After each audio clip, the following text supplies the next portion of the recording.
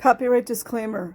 Under Title 17 U.S.C. Section 107, allowance is made for fair use for purposes such as criticism, comment, news reporting, teaching, scholarship, and research.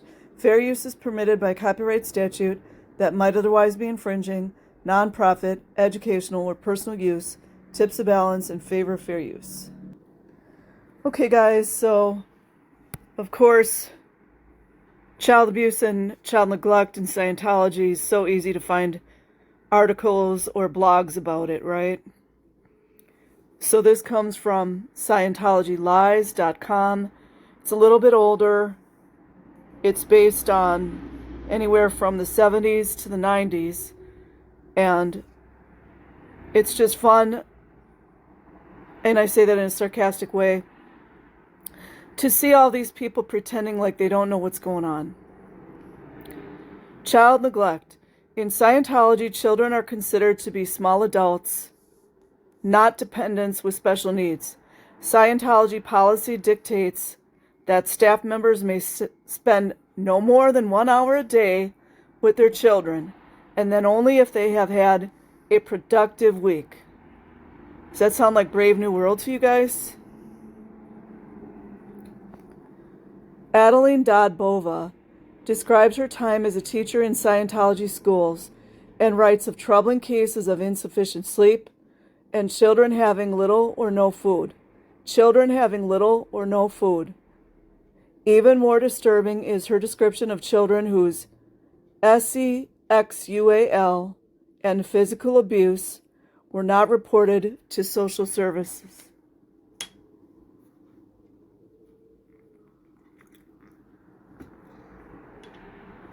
That was in California, February 1991, September 1991. Stacy Young's sworn declaration describes children being kept in camps away from their parents.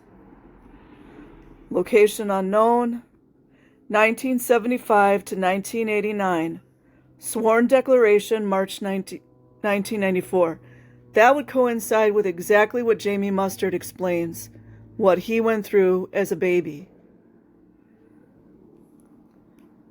The St. Petersburg Times story on children in Scientology describes bug-infested, we've heard that before, crowded quarters, and severely limited family time. Location, Clearwater, Florida. 1983 for one case. November 10th through 11th, 1991. Miss X quotes from a 1981 internal Scientology evaluation into the sorry state of childcare within Scientology, which indicates that criminals and perverts were often put in charge of the children's organization.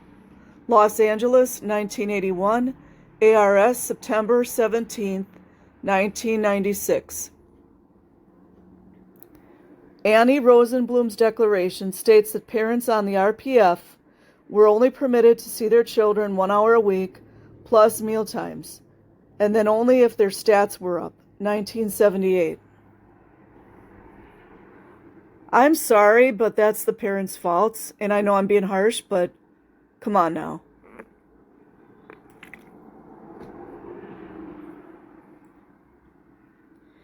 That was in Clearwater, Florida, 1978.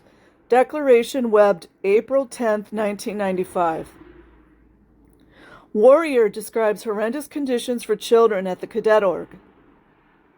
Yeah, remember all these fools that are going around saying there are no children in Scientology? Unbelievable. Los Angeles, 1975. ARS, May 23rd, 1997. Yolanda Howell says the children in the Cadet Org were kept filthy, not fed properly, and left unsupervised. She cites incidents of a 14-year-old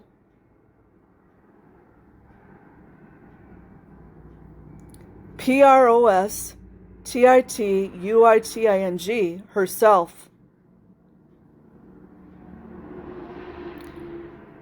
A 12-year-old declared suppressive and turned out on the street and a herpes epidemic in the cadet org. Los Angeles. Oh my God. Unknown, probably pre-1978. Webpage, November 14th, 1994. That coincides with the other stories that I was listening to the other day. I can't think of the name of the gal. But Jorge Avila, everything lines up. Yolanda Howell's story was tragic. I read that. You guys go back and look in my videos. It's in there somewhere. An anonymous person describes working on an applied scholastic school and says that the Scientology kids were hungry, dirty, scabies, pathetic, inadequate clothing, etc. HRS, Health and Rehabilitative Services, an agency looking for neglected children, had checked into some of the children. Florida, time unknown, ARS, June 15th, 1995.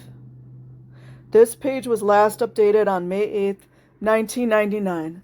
So there's more proof of child neglect and abuse that everybody wants to act stupid about. And I will put a link in the description box. Have a good day or a good night wherever you are. Peace.